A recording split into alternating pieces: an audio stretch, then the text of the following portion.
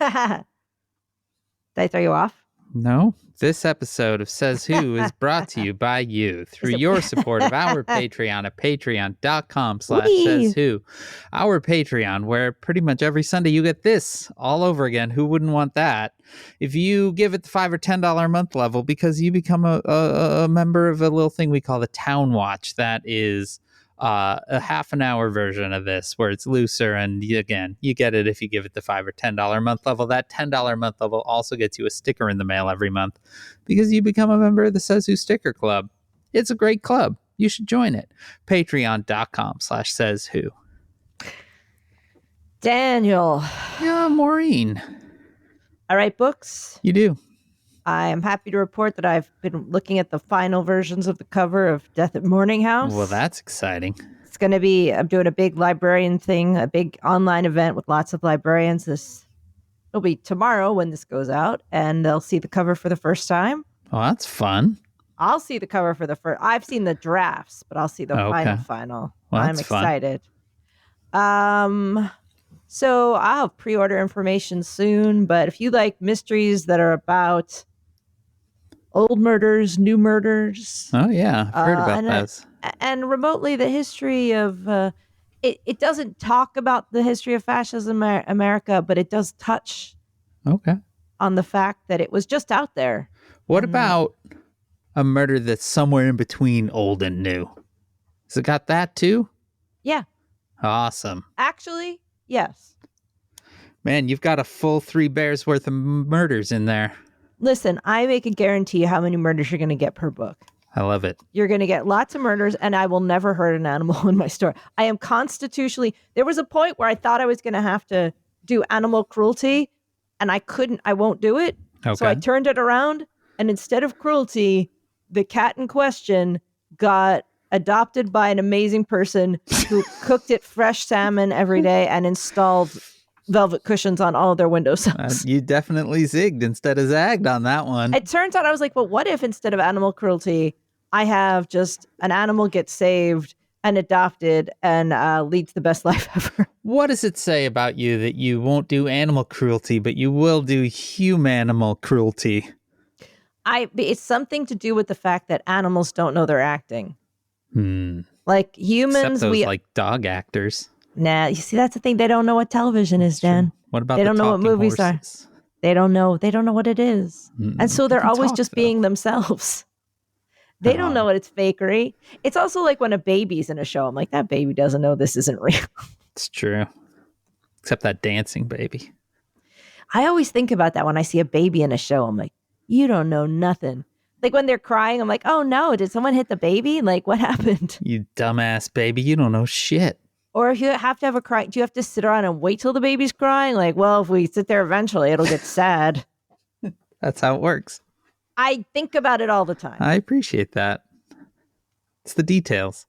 Speaking of details, if you would like to get Maureen's books that aren't the book that she was just talking about because it's not out yet. Not out yet. You can go to kickbezosintheballs.org where we sell a whole bunch of books. And you can even find other books because there's a search box for books at kickbezosintheballs.org. And since you're on the internet doing things, why not head over to merch.sayswhopodcast.com where we have Says Who merchandise. Or if you have a thing that you would like to put a patch on, maybe go to shop.dansinker.com where I sell 3 patches. The internet. It has things. It's my new slogan for the internet. The internet.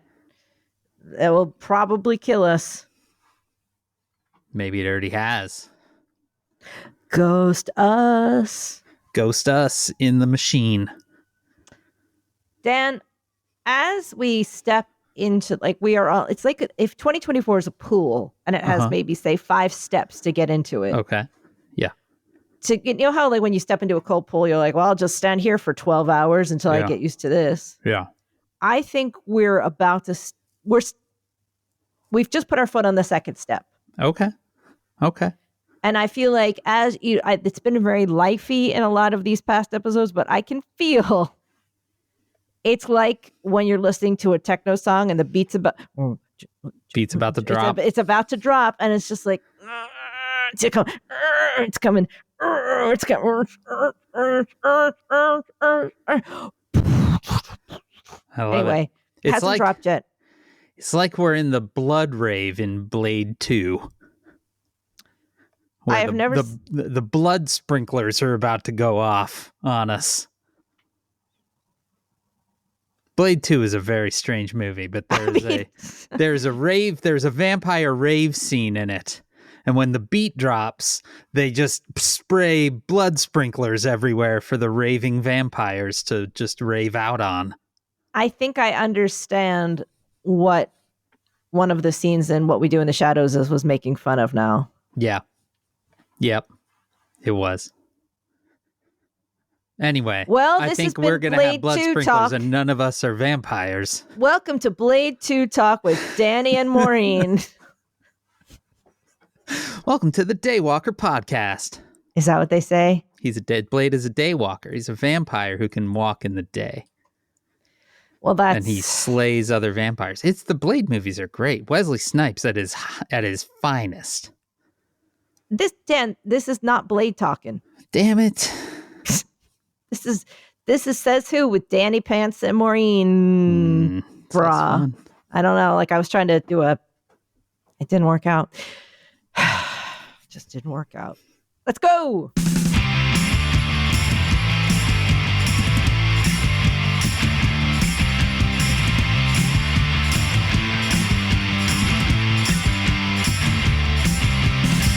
Welcome. This Says Who, the podcast that isn't a podcast. It's a coping strategy. I'm Dan Sinker. I wasn't expecting you to actually finish that. Yeah. And I'm Maureen Johnson. And Dan, before I forget, I have put this on the absolute must-see Danny Pants movie list for you and the tiny one. Blade 2? Stop talking about Blade 2. Okay. You've upset my dog. Maybe your dog's a vampire. My dog is not a vampire. Have you watched Next Goal Wins? No, the Taika Waititi film. Mm-hmm. I have not watched that yet, but I did watch the documentary that it's based on. You should watch it. Which is also called Next Goal Wins. I'm excited. Yeah, I noticed that it just entered streaming. It's great. I liked it, and I don't like sport. I'm like, ugh, sports movie. Yeah. I have never gotten into a sports movie. Like they don't click with me. Okay. But it's weird and funny. Like it's weird. It's weird in that way that Taika Waititi movies are always a little off kilter. Yeah. And it's a very amusing use of a Michael Fassbender. Okay.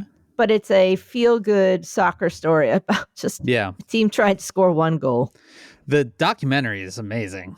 It's truly fantastic. I was very excited when I learned that he had optioned that to make it into a film. It's entertaining. I liked it a lot. Great. And I bet that especially with your little one loving soccer as they do, like this went bare. Well, that's fantastic. And thanks for tuning in to Maureen and Dan's Movie Talk. Taika Talk. Next up, Chris Christopherson in the original Blade movie. Wait, what? Yeah, he's in the original Blade movie as well. He plays Blades like who's in the James Bond films, who's the like person that makes all the gadgets? What are they called? Q. Like he plays kind of Blade's Q, where he makes Chris Christopherson? Mm-hmm. Where he makes all sorts of weapons for Blade to go to kill. The singer. He's also an actor. I know, but what? Okay. Yeah. It's fantastic. Okay. I mean, I'm sure it's great. That's all. I've never seen a Blade movie. Well, this is your problem, not mine. I've never seen a Fast and the thing. Never seen a Fast and the Furious. This is what the fuck? What? What are you doing with your life? I just haven't seen any of them. Lord. I know people like them. They're fantastic. And the Furious? Mm-hmm. That too. The Fantastic and the Furious. This has been Fantastic and the Furious talk with Maureen and Danny Pants. Why are we still talking about movies, Dan? I don't know. How are you? I am fine. I am really trying to adjust to my new vision world. Oh, yeah. Seeing is hard. Like it's been, I'm a little bit waylaid by the fact that about 2 months ago now, one day, or I guess it was like a month ago and a month and a half ago, my left eye, half of it just fogged over. And that's where we're at. That's basically the whole story. And I went to the doctor and they're like, yep. So, but I will be doing Dr. Glaucomflecken's podcast, which goes out to a lot of eye doctors. So maybe someone will have an idea about how I could see better, because no lens corrects it. It's just there. Right. So it's like I'm trying to read through a frosted window pane. Perfect. It's hard. That sounds very hard. And also, as somebody with eye issues, having your vision suddenly change dramatically, it's like that is your interface to the world is suddenly different. Yeah. And it's disconcerting in a lot of ways that are very hard to articulate. I literally just one day I was like, something in my eye? Nope, nothing in my eye. Yes, I had some sort of event in my eye that changed my vision, and I don't know that it can be fixed. And I'm told that in time my brain will probably adjust. Yeah. It has not yet adjusted. So that is wild. I'm hoping. But sometimes I'm just like, this morning I'm just sitting here and there's just part of me that wants to stop working because I can't see right. And it's frustrating. I'm like, I can't see right. I want to get up and not be doing this. It's only in one eye? Like if you were to put a patch over that eye, would you be able to see clearly? No, I see worse, weirdly. What? Yeah, when I patch this eye is blurry almost entirely. Oh, well, that might be a vision thing. It might be a vision thing, but yeah, this eye is really blurry and this eye is clearer. You should get a monocle for the eye that it's blurry. There you go. You could be an eye patch monocle, Maureen. That's finally Maybe that's your next stage. That's my final. Not final form. Next stage. Yeah, I think that would cut quite a figure. It was one of those things where the doctor's like, "Yeah, that was when I went in. They're like, "Did you do a lot of cocaine?" I was like, "No." Did they really say that? Yeah. Wow.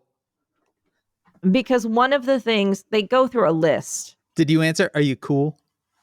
I was like, "Are you kidding me? Why, you holding?" I try to be cool. Oh, yeah, I love cocaine.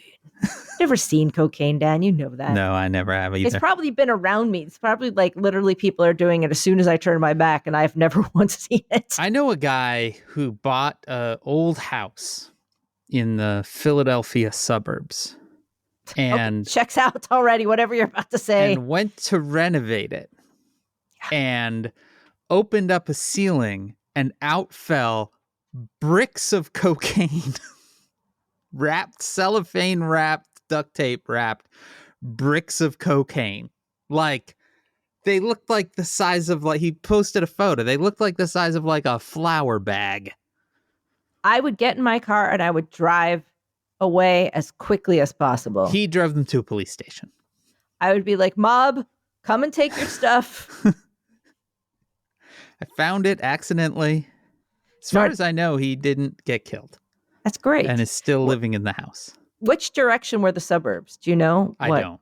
No. The ordinal. I only know that he lived in the greater Philadelphia area. That tracks. And now is a cocaine kingpin. Great. Yeah. No, they did ask me that. They were like, "Do you take have you just recently had a cold or the flu? No. Do you do cocaine? No." And then the last one was caffeine. I was like, "Ugh," and the hand went up. Wait, so did they explain the cocaine part? Okay. All of those things have to do with things that dilate or constrict blood vessels. Like it has to do with an event that. Okay. So I think some sort of occlusion or something that just. So that may have been the wrong use of the word occlusion, and it may have been the right one. But basically, an event. Who will know? A blood vessel event. Yeah. So that apparently was rare, but I think is more common after COVID. Speaking of COVID, Maureen, we discussed this on, I think, the upcoming week's Town Watch. But the teen finally got COVID. You are now the final girl. I am the final girl in my house. Out of like basically my family and yours, you are final girl. Yeah. Yeah, I only our mutual pal Akila Hughes is the only other person I know at this point, I think, that has never had it. Do you think you've ever had a subclinical case, like just a non? I mean, logic would say yes, but also I tend to test with a Right. fair like if I'm feeling kind of blah, I will test. So I don't know, but yeah, he got it last week, and the college that he goes to, they actually move you to a hotel, and you are not allowed to leave your room, your hotel room.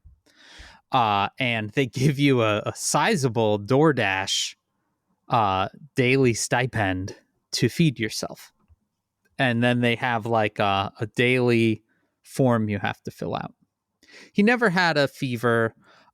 He never actually was all that bad off, but you know, he is in a suite of, like, his normal room is a suite, so he has a lot of roommates, and I appreciate that they moved them out. That was great. And then he just stayed there, and What? then it turned out that the people, so that it seems that the college contracts with some kind of contractor, because he had like a 24/7 number that he could text or call, and he would get immediate responses, you know. So like, for instance, the hotel room he was in did not have a fridge, and that was, you know, difficult if you're living exclusively in a room and you're ordering food. There's no way to keep that food good or whatever. So he contacted them, and they were like, oh, well, we'll call the front desk. And then they were like, okay, cool, we're getting a fridge is coming up for you. You know, like super amazingly responsive. And then this weekend hit, and he'd never had a fever, right? But he was symptomatic, not massively symptomatic, but you know, quite congested, and began to have a little bit of a cough. And then this weekend he clearly was on the upswing. You know, very tired was his main thing. And so the super responsive contractors, they can't clear you to leave. The college health people give you the all clear, and they don't work weekends. And this was a 3-day weekend. So he just suddenly was like, I'm trapped here. Nobody can tell me to go. I feel fine. But there's no one that can give me the go ahead. He's a good kid, so he followed directions. Like, they were like, you can't leave your room. So he never left his room. The windows don't open in his room either. So like, he spent a full week in a single room hotel room with no open window. Yeah. At one point, one thing that was very gratifying as a parent was he was so bored that he wanted to video chat every day, right? Which was wonderful. But at one point he was like, yeah, sometimes I do this for just for a change of location. And he went and brought the video camera into the closet and sat in the closet. And then yesterday he was like, yeah, do you want to see my view? And then he like showed us out the window, which it's like one of those hotels. It's sort of, he's facing nothing, you know? Right. And then he was like, this is my other view. And then he walked over to the peephole on his door and held his phone up to it. And he was like, sometimes I look through this just to see what's going on.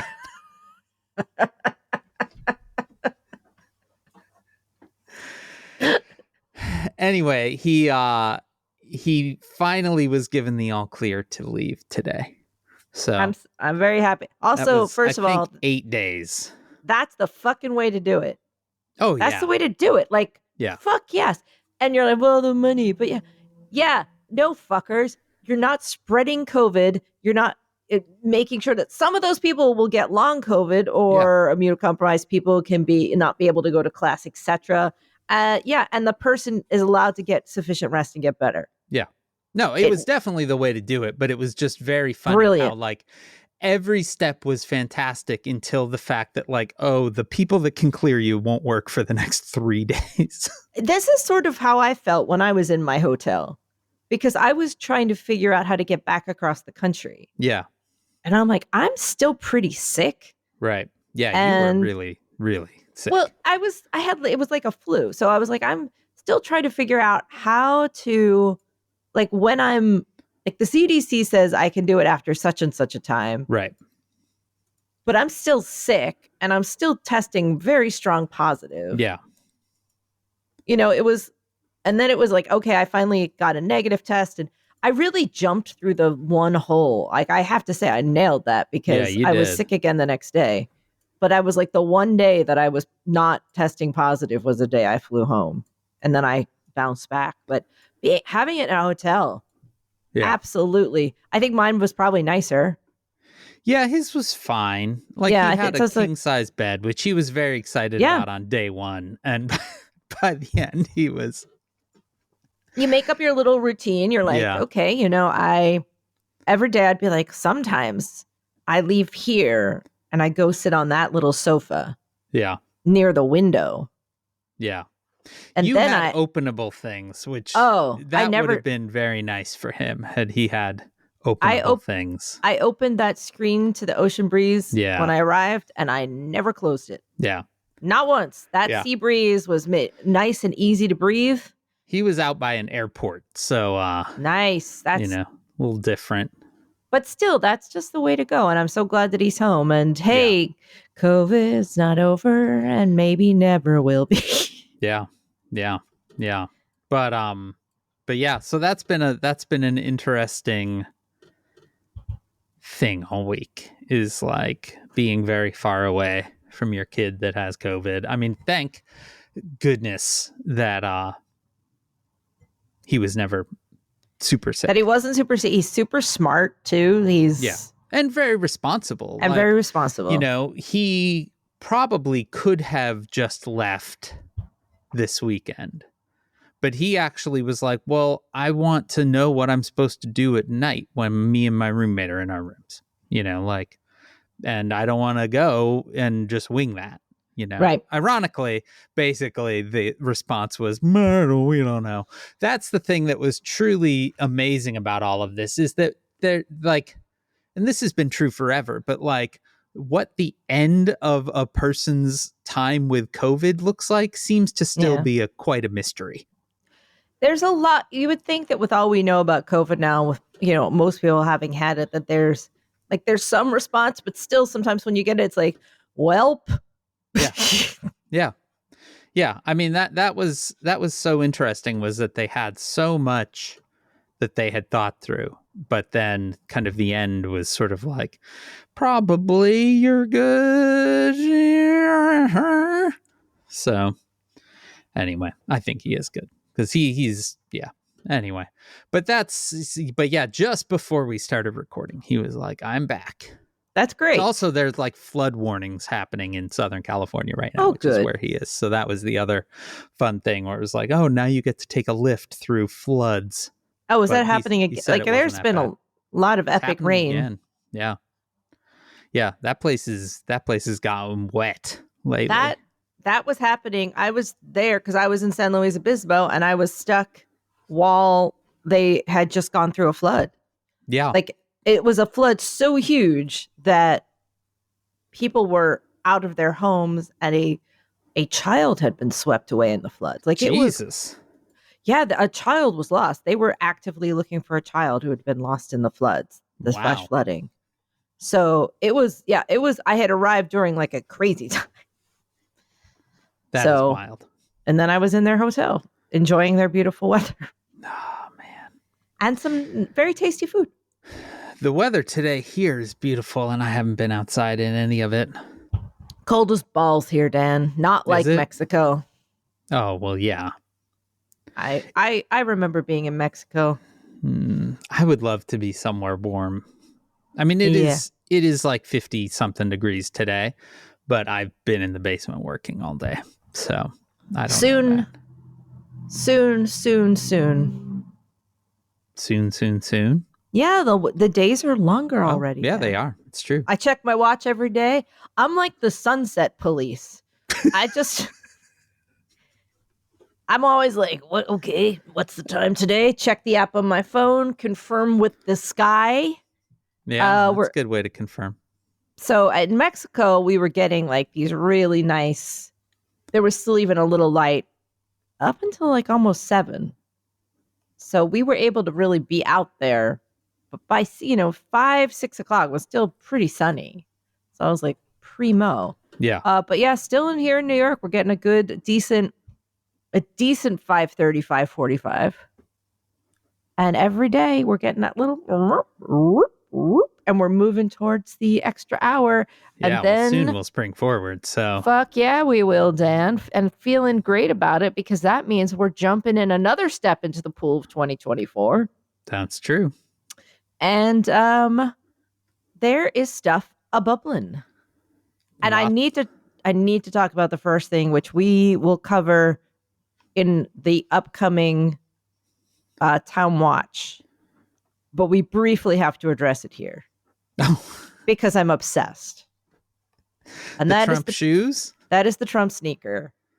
Yeah. I didn't know about the Trump sneaker until Dan introduced me to the Trump sneaker. Well, while we were recording the Town Watch. The whole Town Watch became about us looking at this bananas website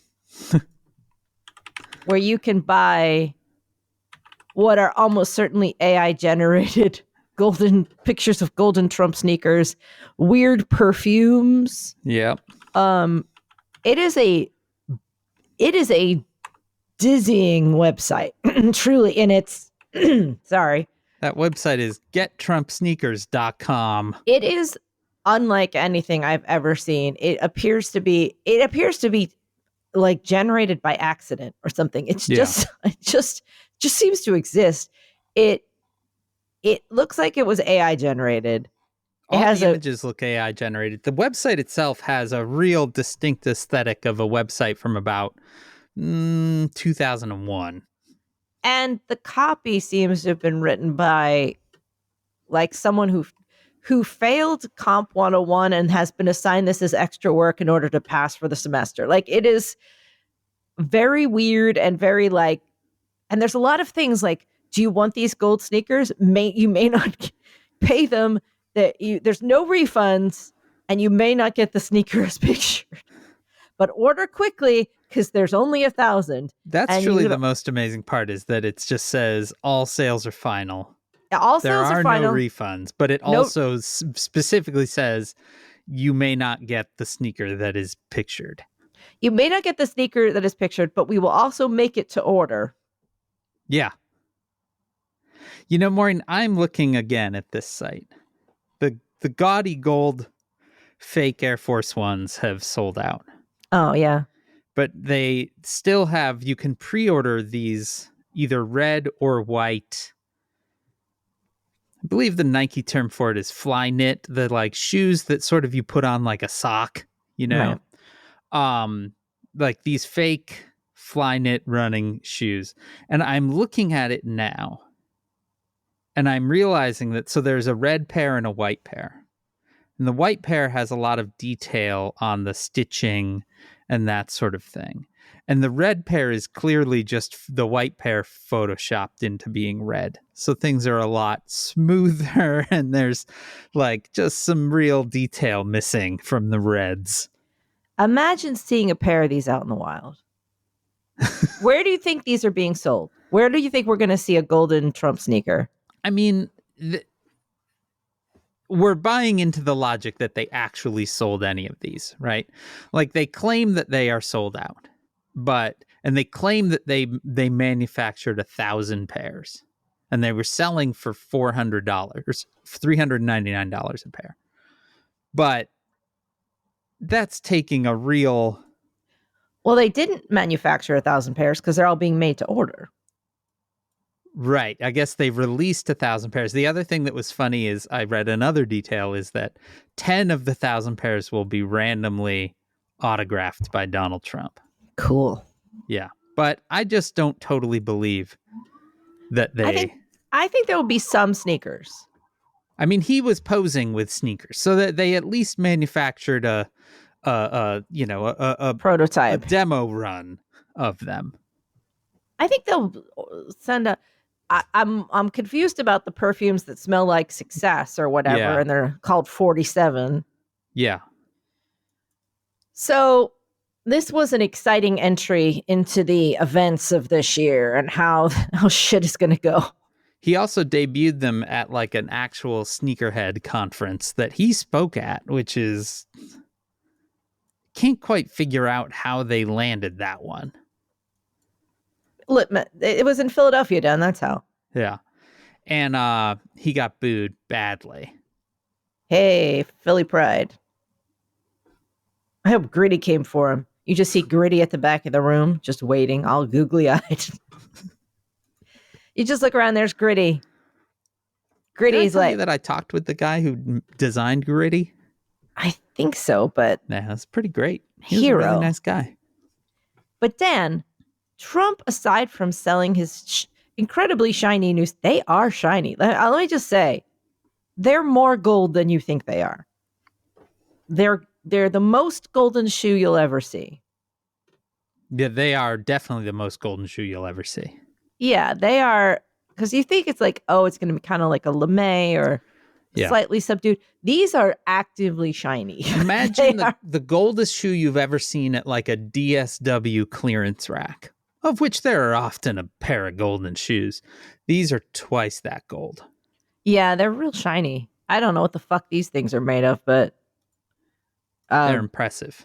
You will stand out in a crowd for sure. Everyone will look and go, wow, okay feet. Now, I think that's what they'll say. Good luck with your big clown shoes, you fucking weirdos. It's weird. But Dan, we have news. Let's talk about what's happening 2024 news style. Well, while debuting his golden shoes was maybe a highlight of Donald Trump's week, he also needed the money because this week, New York Judge Arthur Engoron finally released his long-awaited ruling in Donald Trump's New York civil fraud case for overinflating his property values. And Maureen, the expectation was that it would end up costing Trump a lot of money. Nobody was quite ready for the actual amount, which is $355 million plus interest. That interest could make the whole thing add up to closer to $450 million. Wow. That's a lot of $1 million. That's a lot of money. It's $450 million. Do you think he has $450 million? We'll get to that in a minute. Okay. Donald Trump is also barred for 3 years from serving in top roles at any New York company, including the Trump Organization. Eric and Dojo are also on the hook. They each have to pay more than $4 million a piece, and they are barred from running things for 2 years. As the New York Times puts it, quote, Eric Trump is the company's de facto chief executive. The ruling throws into doubt whether any member of the family can run the business in the near term. So that's pretty funny. Right. Well, I mean, yeah, I don't hate that. In his decision, Engoron minced no words, writing, quote, their complete lack of contrition and remorse borders on pathological. They are accused only of inflating asset values to make more money. The documents prove this over and over again. This is a venial sin, not a mortal sin. Catholic school shout. Yeah. Defendants did not commit murder or arson. They did not rob a bank at gunshot. Donald Trump is not Bernard Madoff. Yet, defendants are incapable of admitting error of their ways. Instead, they adopt a see no evil, hear no evil, speak no evil posture in the evidence that the evidence belies. He went on to write, in order to borrow more and more at lower rates, defendants submitted blatantly false financial data to the accountants, resulting in fraudulent financial statements. When confronted at trial with the statements, defendants' fact and expert witnesses simply denied reality, and defendants failed to accept responsibility or to impose internal controls to prevent further recurrences. On Trump, on the witness stand, he said, Overall, Donald Trump rarely responded to the questions asked, and he frequently interjected long, irrelevant speeches on issues far beyond the scope of the trial. His refusal to answer the questions directly, or in some cases at all, severely compromised his credibility. Boiled down to defendants' refusal to admit error, indeed to continue it, according to the Independent Monitor, constrains this court to conclude that they will engage in it going forward unless judiciously restrained. He also waxed it poetic, saying, quote, "The English poet Alexander Pope first declared, 'To err is human, to forgive is divine.' Defendants apparently are of a different mind." I don't know how that last one applies. His whole thing is that they had no remorse, right?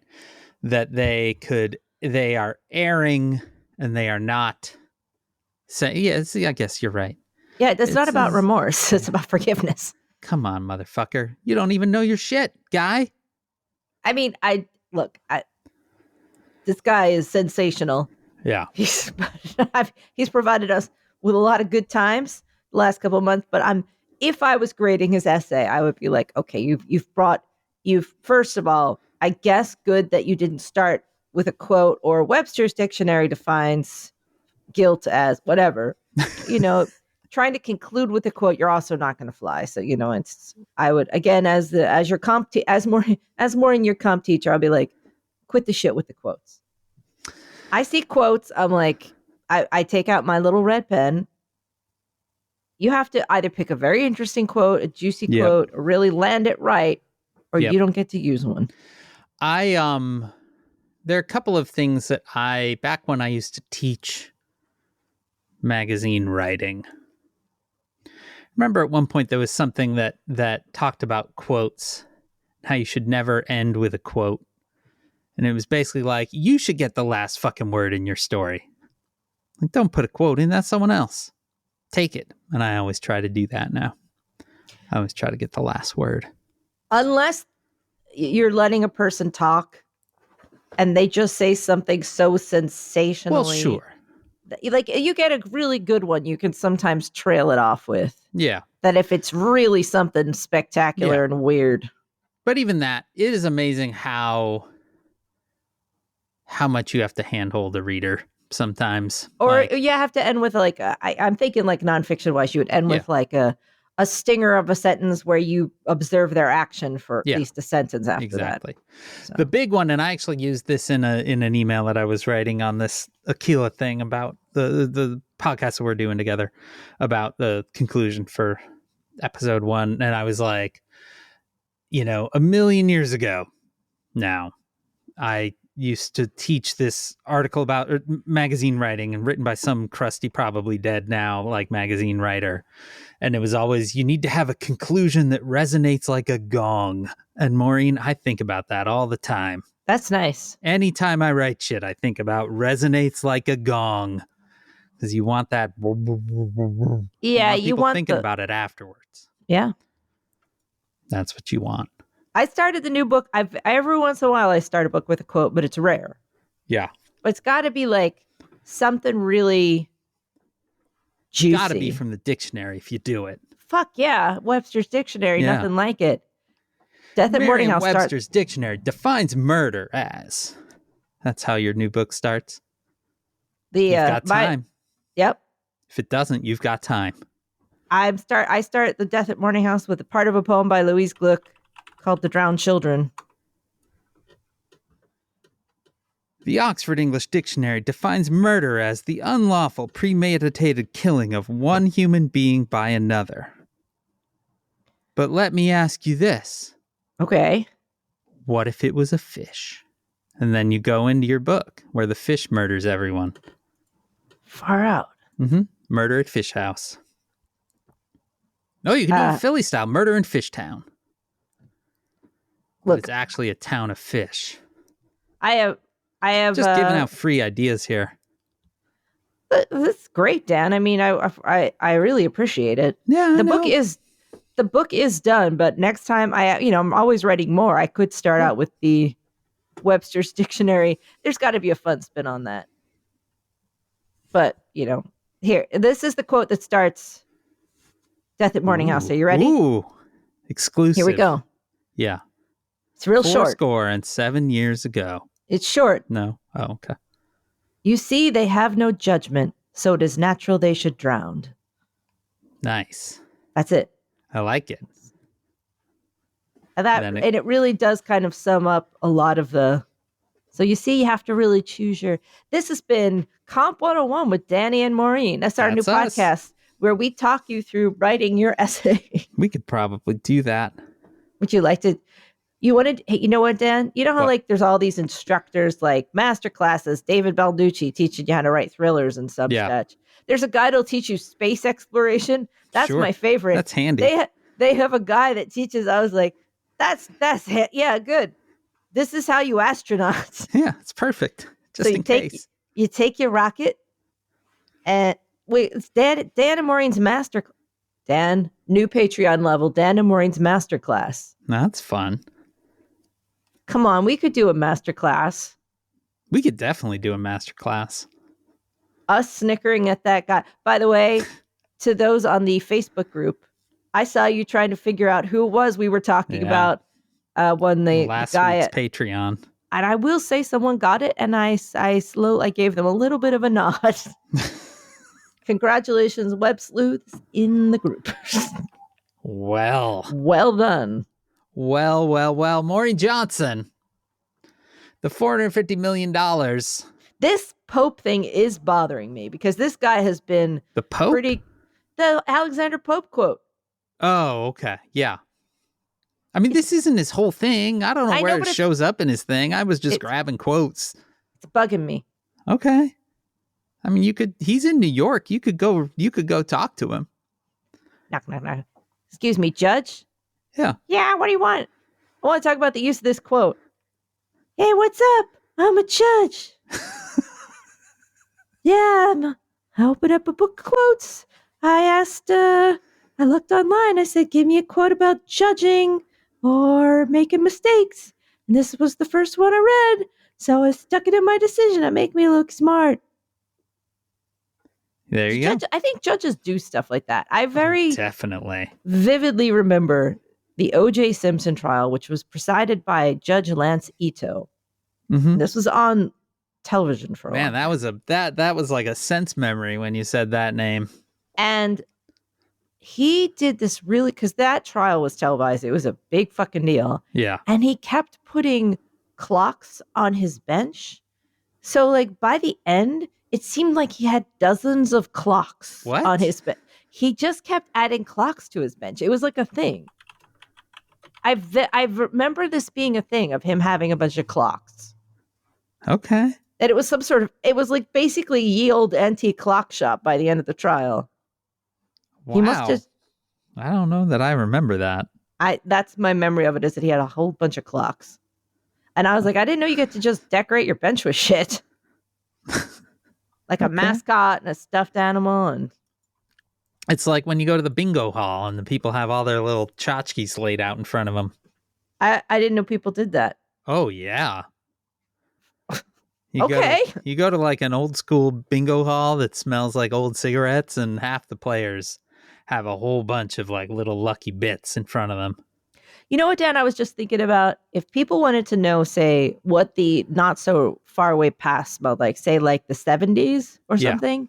Yeah. I was reading an article about something that happened in the 70s, and I was like, I think the biggest sense memory, and this is a faint sense memory. Yeah. But I feel like, and I wasn't alive, 60s or whatever, but like everything smelled like smoke. Oh, yeah. Like I think if someone now walked in, they would just be bowled over by the baked in. Oh, yeah. Indoor smoking smell. Absolutely. Of everything. Yeah, without a doubt. Like there's people on talk shows and they're smoking. Like they're just sitting there and there's like an ashtray. I was like, everything just reeks. That's the first thing as you walk in. And even if they're not smoking at the time, it'd just be like, it just kind of smells like cigarette smoke. Yeah. And that's the past. Yeah, that is the past.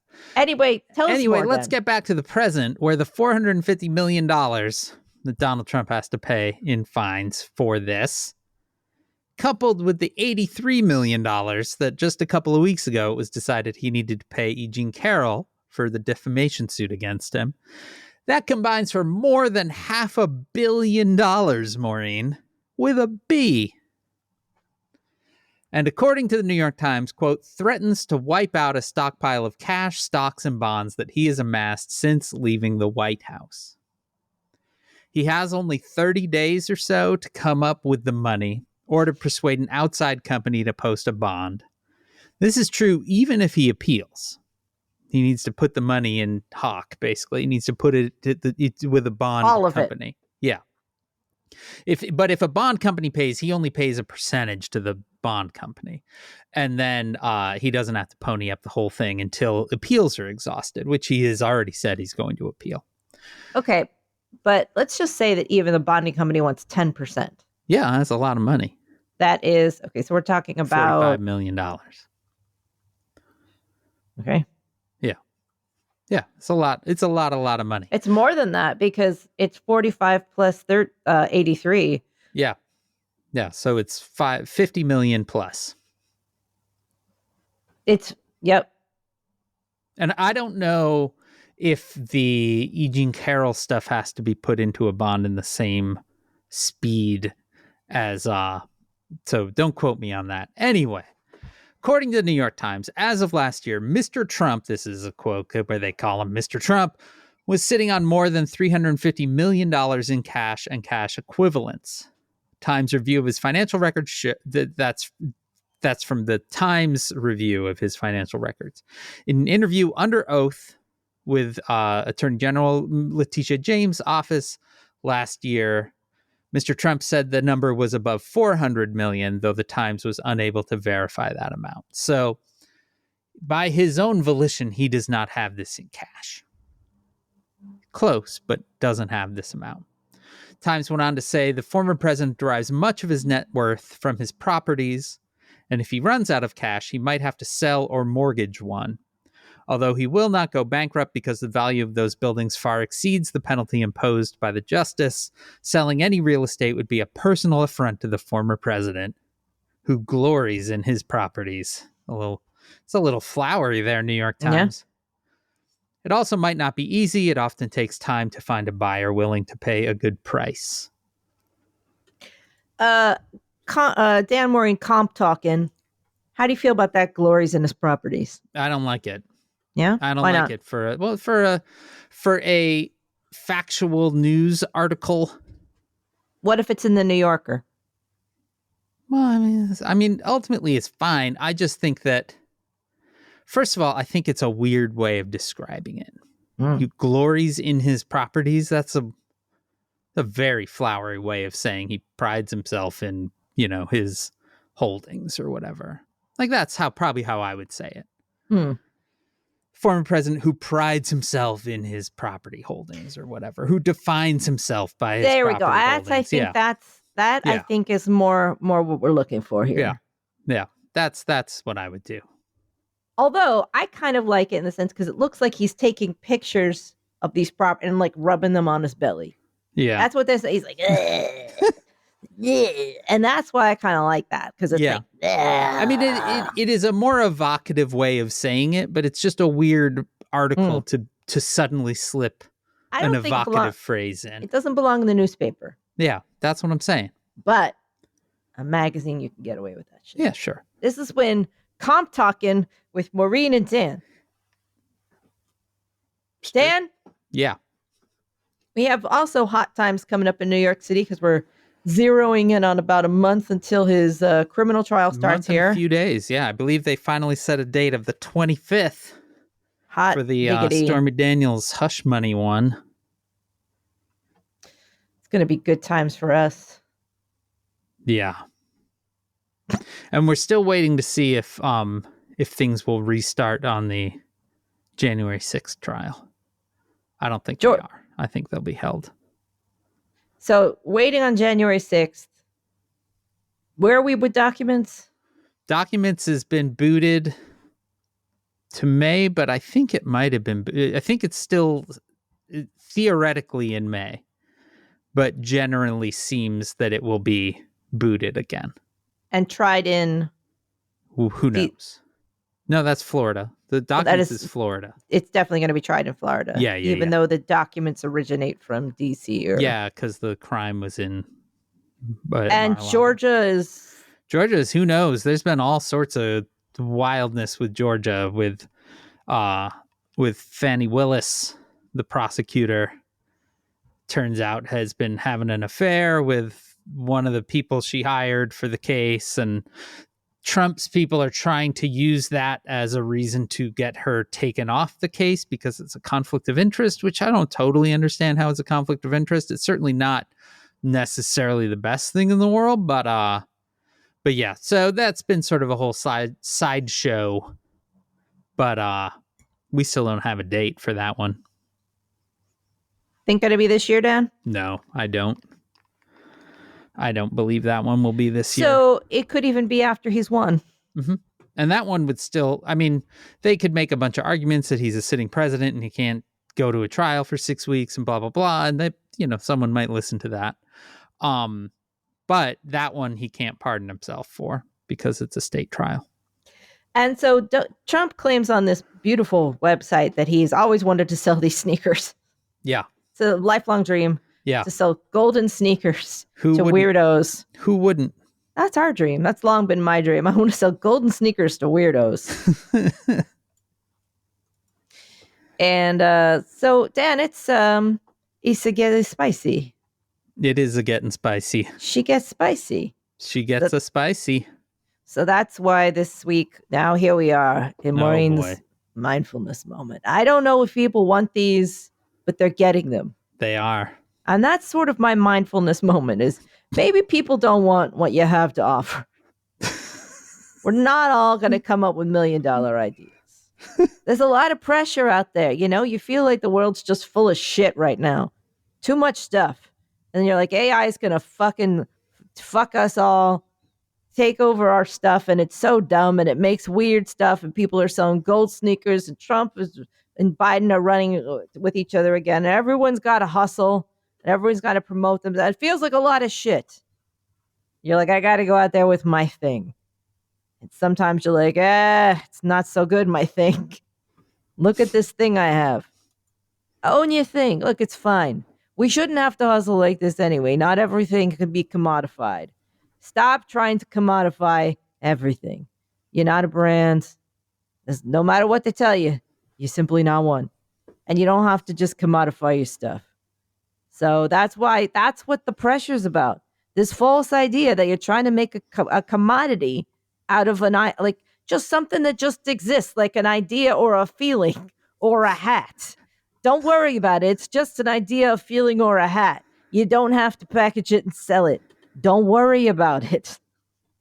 That's my mindfulness moment. There's a lot of shit out there. It doesn't mean you have to wrap it in a bow and try to make it a big thing. It's too much shit.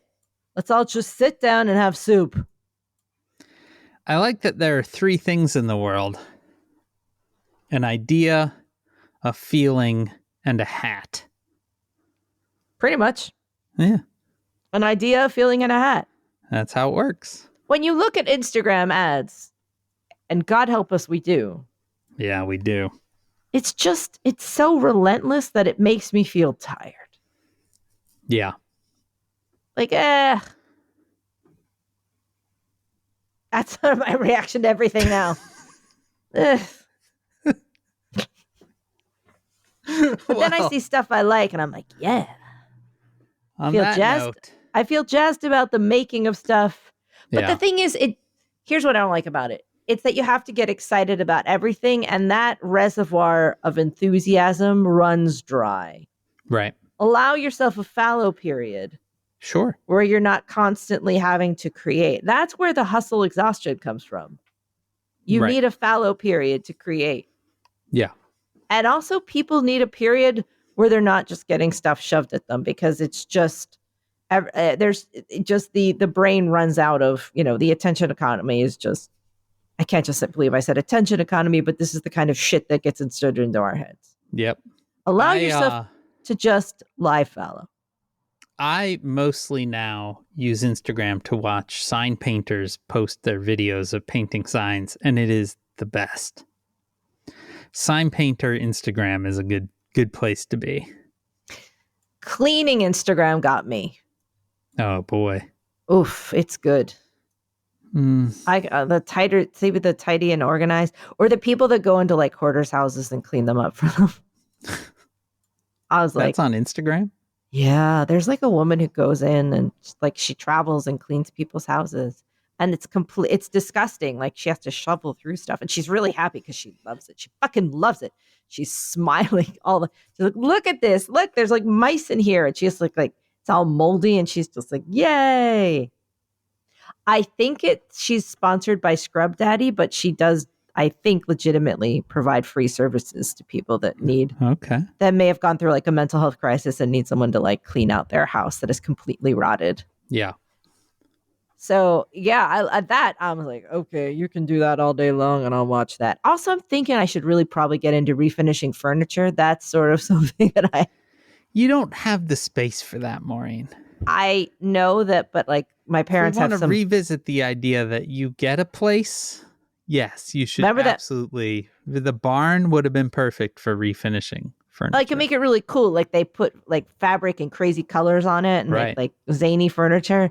Maureen Zany Furniture. I love it. MaureenZanyFurniture.com. I would have so much weird shit going on in that barn. I'd be like, everyone come to my barn and make your stuff, and then we'll have like ropes hanging so you can swing and like do yoga and like climb up on nets and stuff. And the thing is, you can make this true. You can make your dream a reality. How? By buying a house with a barn.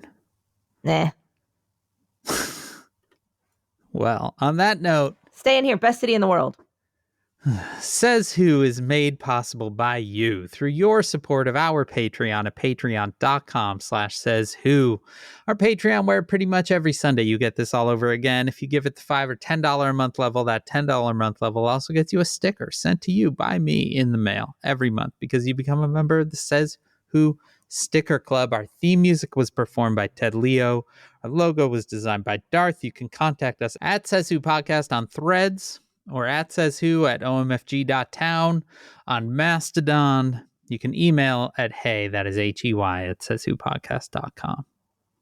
Join the discussion on Facebook at /group/SayWhovians. Our Facebook group is moderated by Janice Dillard. If you want to join the fan-run Discord server, you can always go to tinyurl.com/SayWhoDiscord. Barnes & Noble Book Festival, Barnes & Noble Union Square, Sunday, March 3rd. I am going to be there. You can buy tickets. I'll be signing. I'll be doing a spotlight signing. Wow. I will put up you have to buy a ticket. But I think you have to buy a book. You must purchase one copy of the author's book from Barnes & Noble Union Square in order to gain access. So that's how you get in, is you buy this book, and I'll be doing a spotlight signing. Come out and say hi. It is, so it is a ticketed event at Barnes & Noble Union Square.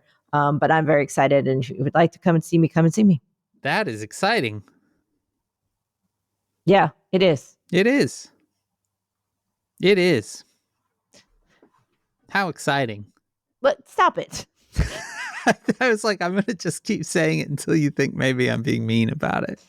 You are. I was trying to see if I could also find the invitation to doing a big presentation to librarians this Thursday that I think is it's an offer that has gone out to like lots of librarians and media specialists. It's like a big thing, but I don't know if I can. So just talk. Well, spread the word, subscribe. Please leave stars and reviews on Apple Podcasts, Spotify, or wherever it is that you can listen. And you can join us next Wednesday, February 28th, usually the last day of February, but not this year. Not this year. Second to last day of February for our very next episode. From my basement in Chicago, I am Dan Sinker. And from New York City, best city in the world, no notes. Everyone loves it. I'm Maureen Johnson. And this has been Says Who. I finished right on time. Yeah. Well, it's because we're professionals. That's what it is. That's what it is. We're a mess. Yes.